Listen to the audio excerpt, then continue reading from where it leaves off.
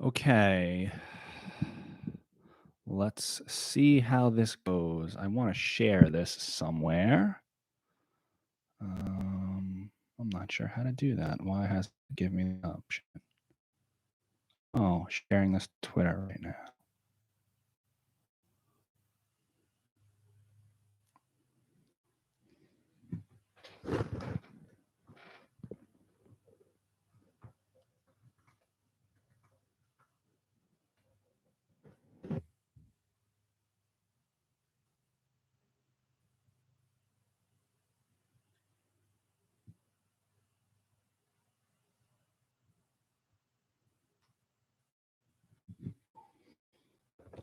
Bear with me a minute, folks.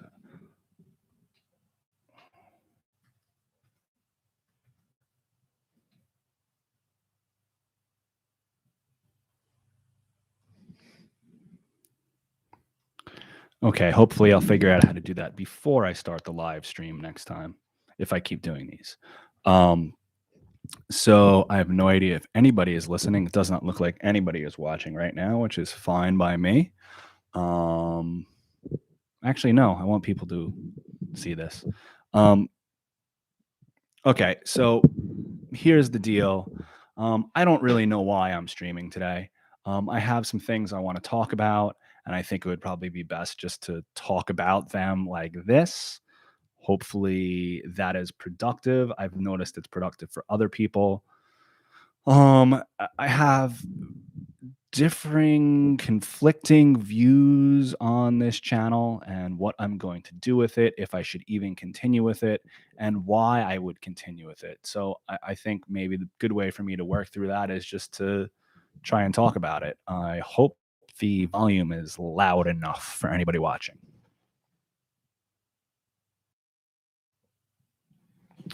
Okay, so I guess what I really want to talk about today is parasocial relationships and how they influence me when I'm trying to create. Um, I've been really reluctant to make more content. Oh, we have someone watching. That's great. Hi. Um, I've been really reluctant to make more content. The entire process. Oh, good. The audio is good. Okay, good. Um, the entire process is kind of draining, but not for the reasons I would think. It's not so much the work that gets put into it, it's the media loops that I get dragged into when I create stuff. I find myself on social media more, and that is not good for me or really anybody. It's rather toxic.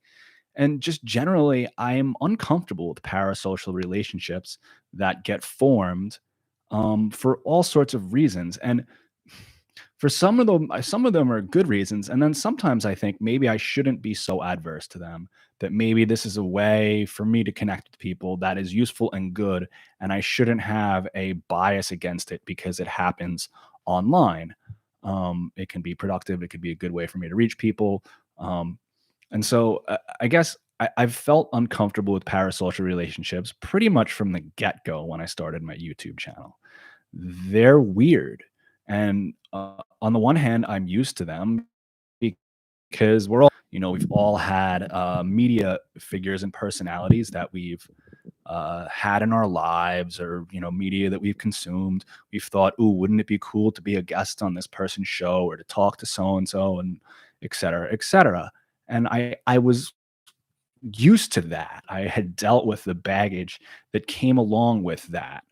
Um, but but I was used to all the baggage that came along with that. But what I wasn't used to, obviously, was being on the other side of that. That is awkward and strange and new to me, and not a good thing. Like, it's weird when people have an opinion about you, be it good or bad, that you've never met, you don't know from a hole in the wall. That's strange. It's unnerving. And it's weird when you have people who dislike you, but it's weird when you have people who like you. Not to do repeat the Groucho Marx thing about not wanting to belong to any club that would have me as a member, but I'm not like a rocket scientist. I'm moderately intelligent. I can put things together better than some people on some things, and I feel woefully inadequate in other areas. And when I see certain people, I talk about their knowledge. I feel I feel why would I even bother with this type of thing? But at the same time, I feel I have something to contribute, and so I feel conflicted because I know the type of effect this has on me, and to some extent, it feels exploitative.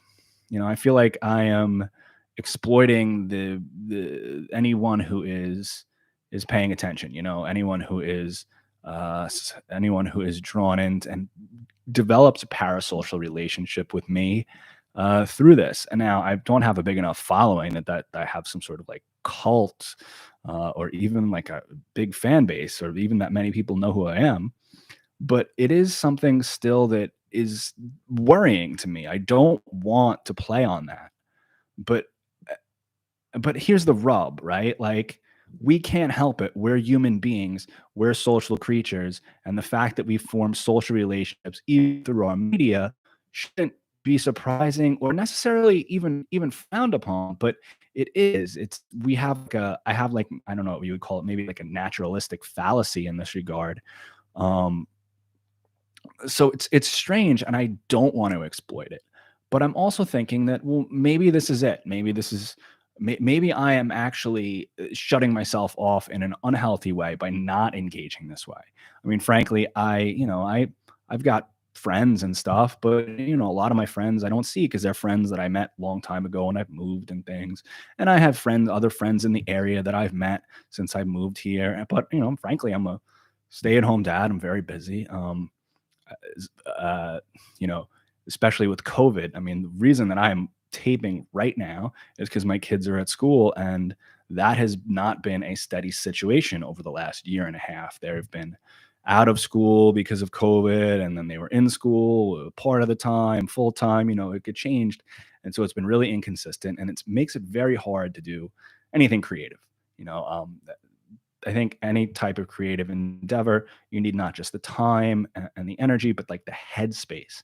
And when your whole day is revolving around, not only fulfilling your obligations, but trying to figure out, just like how you're going to deal with certain things, or the uncertainty of a schedule that is not consistent, it's tough. Um, and so I don't know what exactly I'm going to do with this channel. Um, I'm thinking that I might just do more streams like this, where I start off with a topic and I don't necessarily have the most thought out idea, but maybe I arrive at something. I've noticed that, like obviously Matt Crispin does that really well. See Derek Varn, although I think maybe he has a little bit more idea of where he's going all the time. But still, they're riffing, and I think I do that better and that more entertaining for everyone than me reading from a script. Nobody likes that. And speaking of C. Derek Varn, if anyone's familiar with his work, I'm going to be on his show a week from today at 8:30, I believe, unless something changes. But I'm going to be talking about consumption and the environment and all that type of good stuff. Um, so that should be interesting. I find him a very astute an analyst, and he's one of the people I think about when I think, oh my goodness, I feel so like not well read compared to. I mean, there's a guy who knows history and philosophy and uh, critical theory, and even fiction stuff out the wazoo, and I feel wholly inadequately underread when I converse with him. But all the more reason to converse with. Um, and so I'm thinking I might do more streams like this. Um, I would like to see where they take me. Like back to the parasocial element. Um, oh, I'm going to actually read these comments that came up because it's just me and it seems two people. And not to interrupt, but I empathize with your concern about parasocial religion. I'd love to share my view and knowledge about what activist causes help the best with this parasocial relationship issue. And honestly, the best activist cause here, can I? throw this up on the screen. Can I pin message? Oh,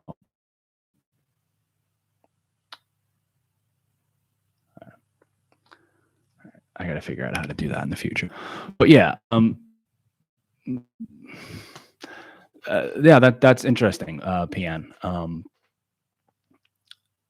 Yeah, and there's definitely a lot to deal with in terms of like parasocial relationships and just how to work through these things. And I think there probably is like there's probably I guess the where I'm thinking of where parasocial relationships might actually be maybe not helpful, but they play off a natural impulse, like our natural impulse to be social.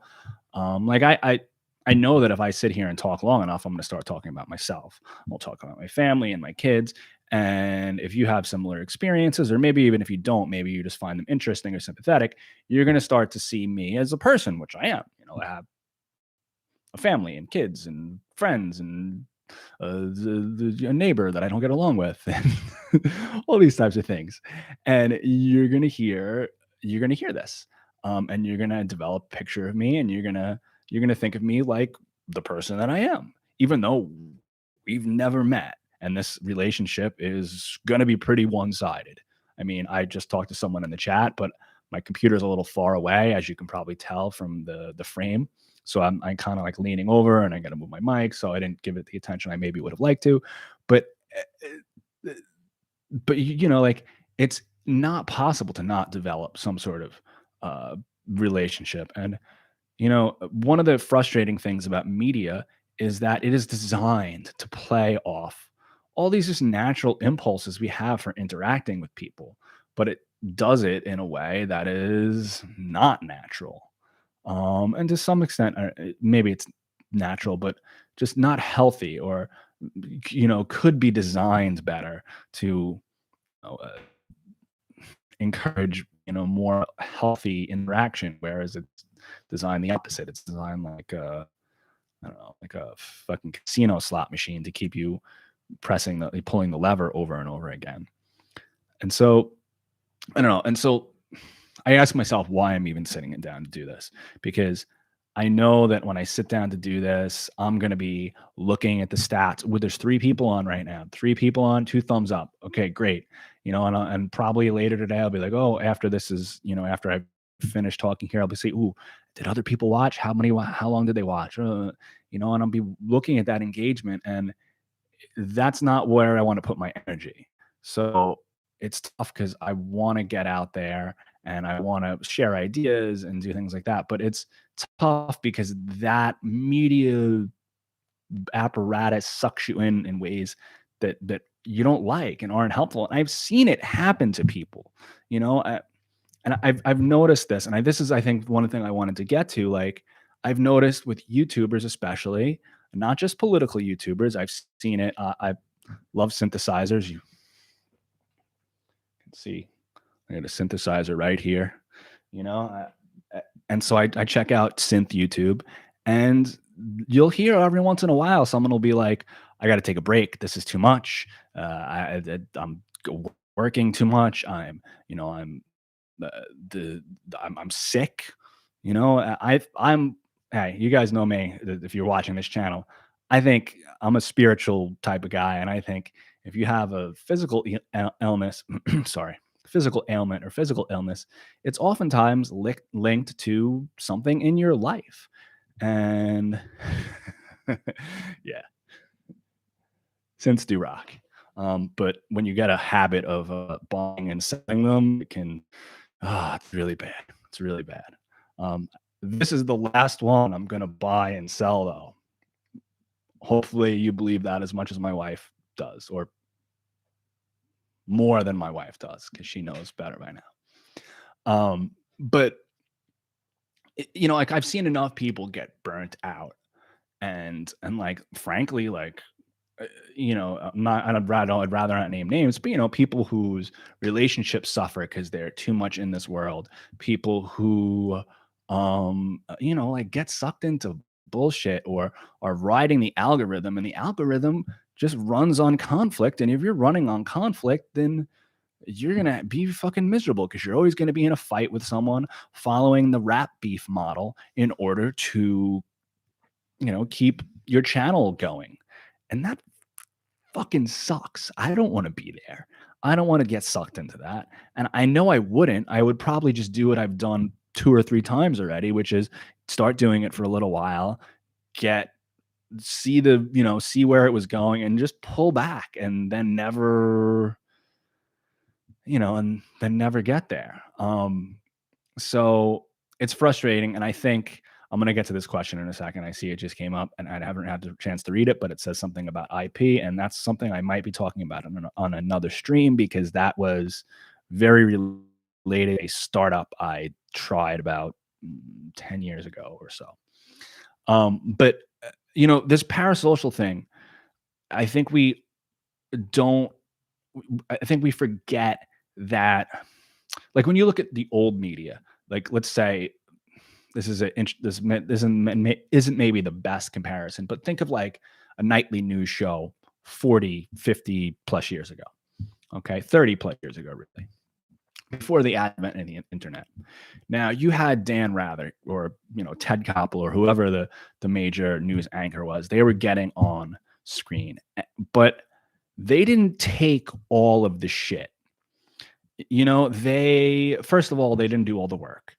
Now obviously technology is different. Technology allows me to maybe not reach as many people, but and broadcast isn't the word, but to reach a lot of people, right? It allows me to reach with minimal amount of equipment. What would take a whole studio of equipment, now I got just right in my living room, right? Or my home office rather. And so although that work is taken over by technology, the emotional and mental weight, I don't know what you want to call it, the stress perhaps, is concentrated on the one person. Usually it's just one person doing that channel, which is why I think some of the more put together channels, the ones I really like, God bless Michael Brooks, rest in peace, like his show, like he had at least three or four people working on it. So you're able to disperse some of that energy. But nowadays, it's like all the energy is on one person. All one person has to not only, generally, a lot of people are working teams, and I think that's smart. But a lot of focus all their energy. They have to do the production, they have to do the production, and in terms of sound and video, they have to think up ideas for it and content. They got to book the guests. They got to, they have to appear on screen. They have to, if maybe read the comments. Hopefully not. Dan Rather wasn't reading the comments. I'm sure he got an email and he had an assistant who said, "Hey, we're hearing people didn't like what you said, blah blah blah," but they would maybe filter out the worst of it, so he didn't have to read the fucking, the because look, internet comments are nothing new. It's just the fact that anyone can send them to you very quickly, right? So we all have to deal with that now. And I don't think we talk about that when we talk about parasocial relationships enough. I think we focus on other aspects of parasocial relationships, but uh, but that is kind of ignored. Just the amount of weight that is put on someone who creates something when that was usually dispersed in a very large organization. Think about like a NBC or CBS or ABC newsroom, before the advent of the internet. That stress was high. And in many ways, it's more serious production. So it's even higher, but it's much more spread out and it didn't go on one person. And I think this is why we regularly see YouTubers kind of like go a little crazy or say, "Hey, I don't want to go a little crazy. I need to take a break. I'm sick." And I think this has something to do with being, online all the time. So now that I've kind of gone that, I'm going to lean forward so I can read these comments. Let's see.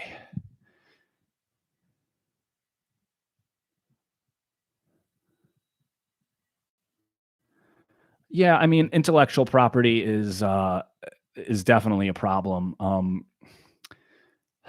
PN says that intellectual property is what gives these media companies the problem. Abolish IP takes care of the parasocial media issues.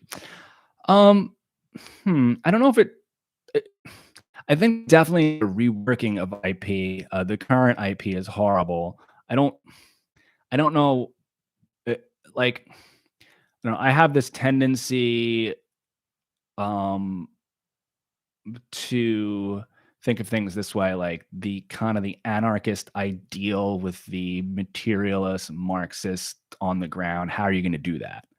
And to me, IP is stupid. I share your aversion to it, and I think it fucks up all sorts of things. But like, we can't replace it with nothing. Like what are we going to replace it with? And I've tried.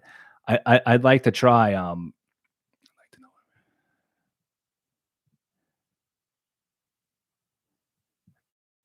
I mean, you could. I mean, I might as well talk about this here. I was going to talk about this on a separate stream, actually. The next stream I was going to do, actually. So I tried to do this. I don't disagree that IP is terrible, and I'm curious. Have you read Light of Gold? And Brianna Rennick wrote a great piece for Current Affairs on rethinking intellectual property. I'm trying to remember what it was called, but it was really great, and it gets at some of these problems. So about 10 years ago, though, I tried to create a way to fix ebooks because ebooks are messed up. Like, you don't own an ebook the way you own a regular book. It's more like a computer software license, right? And this bothered me as a librarian and someone who loves books, because my favorite part about reading a book is reading it and going, here, to a friend, you should read this. Let's talk about it. But you can't really do that with an ebook, even though there were some kind of schemes at one point to do something like that. But you lose that with an ebook. And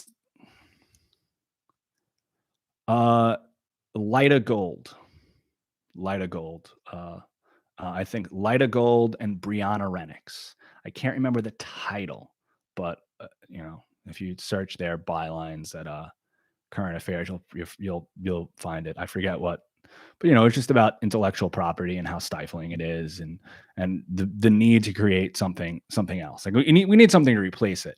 Um, uh, you know, something radical to replace it. I'm not looking to like replace it with just a slightly tweaked version of it.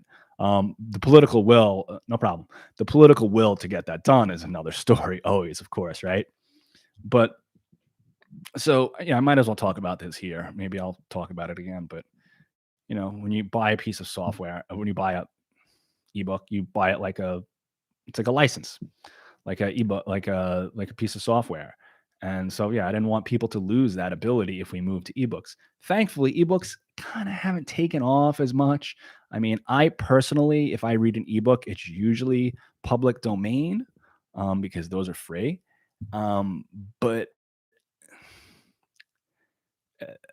but even that, if you don't get a good copy, I'd rather have a hard copy. But anyway, um, I was trying to figure out a way to let people share ebooks, but the author and the publisher too, I guess. Um, excuse me. But and I had a pretty well worked out idea. And I even built a prototype, but just the amount of money I would have needed to get to the next step was prohibitive for, prohibited me from going further. But basically it worked.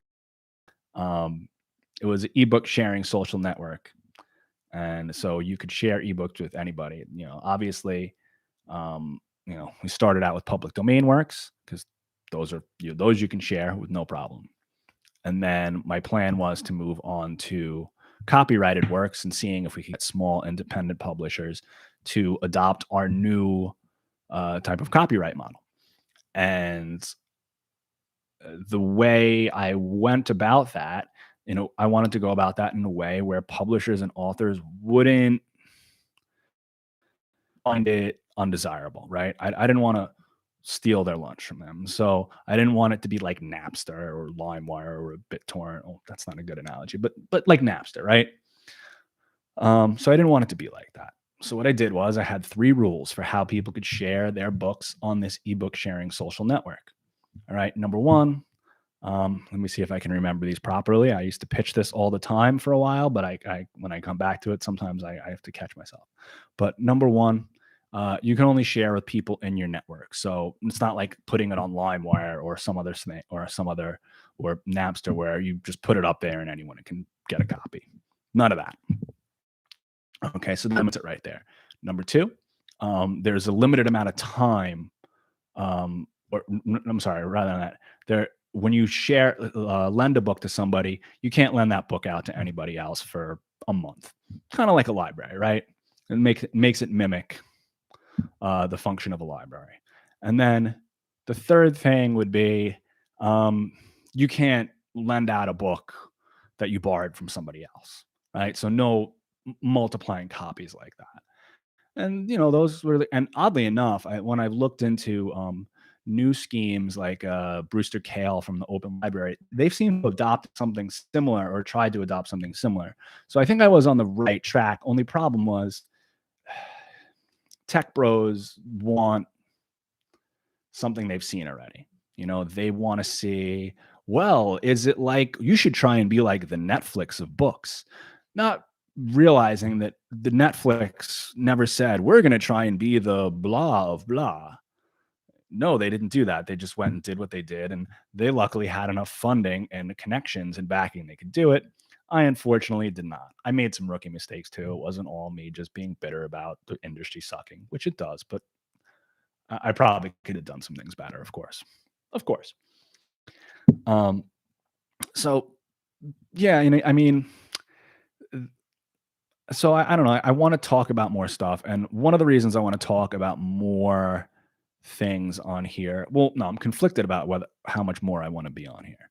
Um, I'm going to start writing again now that my kids are at school, and in order to do that, in order to promote my writing, um, a media presence helps. Like a lot of the people who make money from writing, they don't make so much money from writing; they make money from their Patreons. And I'll be honest, like I am not in a dire financial situation. I am very good financial situation. I do not have a job that pays me, but my wife has a job that pays her quite well. She's a veterinarian and she works long hours at a practice that she manages, and so I need to be here for the kids, which I don't mind. But it is it's a lot of work, but it's not a lot of work that pays. And so asking myself, well, what am I trying to get from this? Am I trying to get money? Well, yeah, I would like that. I would like to make some money. Am I trying to, occupy myself time and do something creative? Yeah, I'd like to do that too. Would I have to have ideas I want to spread? Yeah, definitely. But the impulse isn't always clear. I'm not looking to have the biggest Patreon, but like I feel like it would be a fool to work for free, you know? But I also don't want to take money who are from people who are probably in a less comfortable financial situation than I am. That doesn't seem right. And so it's tricky. So I think probably what I'm going to do is I'm going to probably just do more of these, keep my Patreon open. If anyone wants to contribute and say, hey, I really like what you're doing, I want to see you keep doing it, they can do that. But I'm not going to try and bump it and just, like there's going to be no premium content. That is going to make my Patreon less lucrative, but I'm also, I'm just not, I'm, I would feel ridiculous financially doing that. I'm just kind of too comfortable for me to justify that. Yeah. All right. Let me look at some more P and N's questions. These are the best hacks on IP, intellectual against instrument. Okay.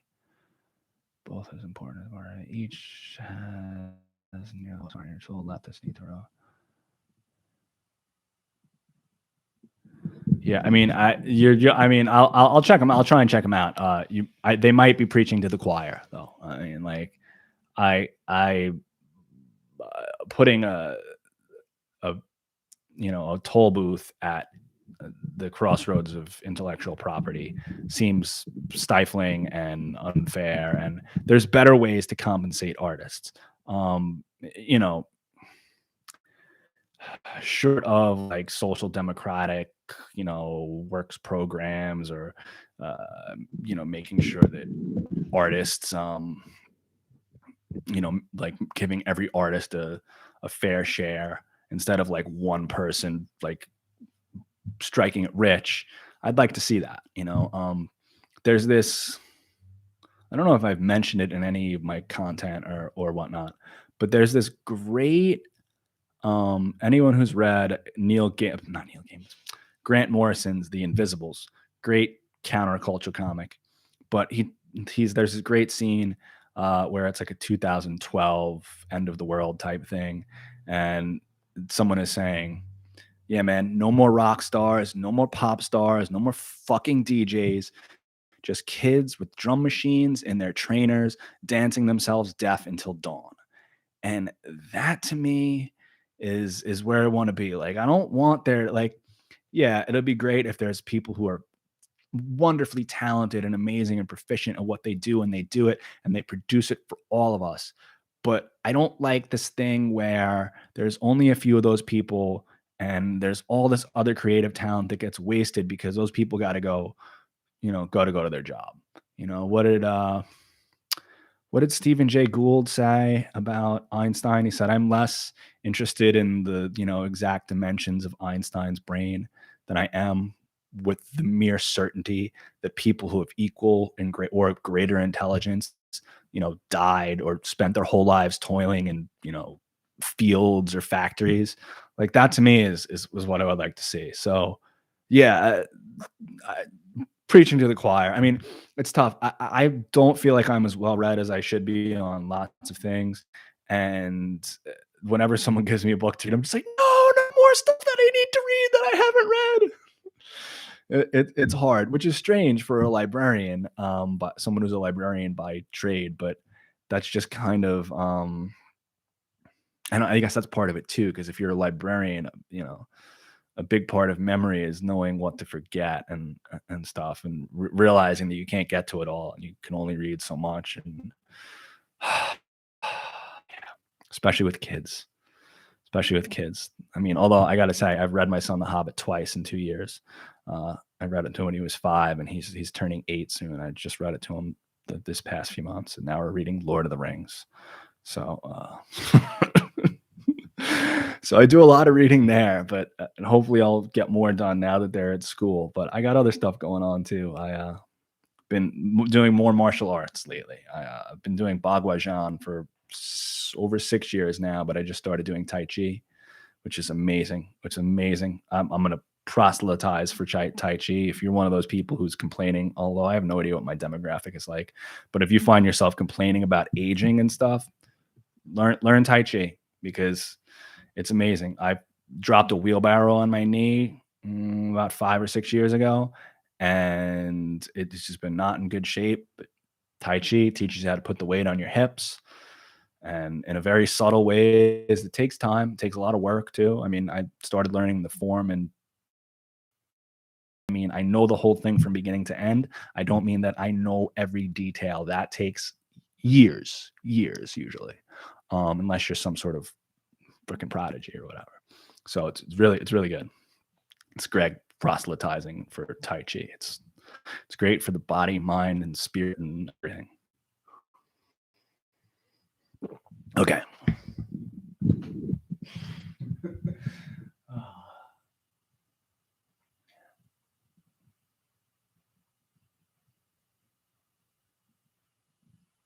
Yeah, yeah, I'm with you on IP. I mean, yeah, but I am busy, I guess. It's weird because I don't think of myself as busy, and then I realize what I do in a day, and I'm like, oh yeah, I am pretty busy. I get up in the morning, help the kids get ready. Help the kids get ready. My wife does a share of that too, but we all kind of, and then I do Tai Chi. I adopted a dog this spring, right around the time both my kids were back in school. So the time I thought I was going to get then I didn't get because I got a dog that's got a lot of energy and I got to take it to the dog park. I'm getting the fence next week. So hopefully I don't have to take her to the dog park all the time and I'll have more time to work on projects I need to do either in the house or, I'm not as handy as I'd like, but I got to take care of the house. My house flooded last week and when we had all that rain a week, 2 weeks ago, whenever. So yeah, I'm a busy guy. I'm busy, but I always feel like I'm not busy enough. Like I cook dinner every night. Who does that? So but how come I'm not gardening too? I always think I can do more, and I always feel like I should be doing more and more and more, not realizing what I am doing and stuff. So, yeah. So yeah, so I mean that's where I'm at with this channel. Um, uh, this was actually good. I got out everything I wanted to get out.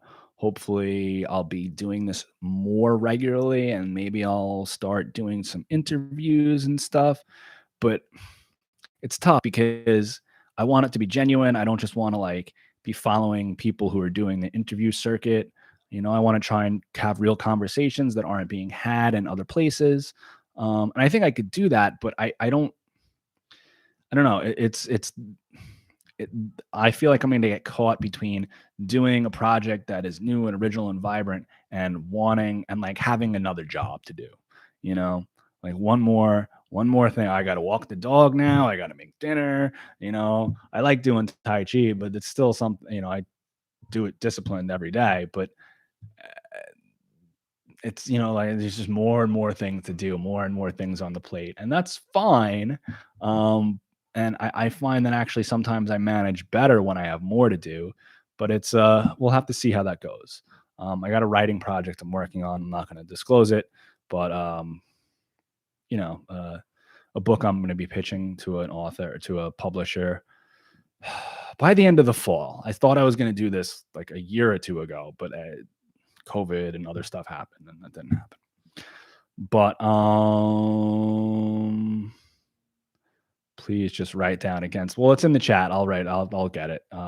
Against intellectual property and against intellectual monopoly. Yeah, I will. I will. I will try. I will try to check them out. But yeah, I guess that's it for now. Everybody who's tuning in now or later, hopefully more people tune in later. Um, thanks for tuning in. Yeah, I'm gonna find a better position to sit in. But yeah, thank you everyone. All right, Rebel Base out.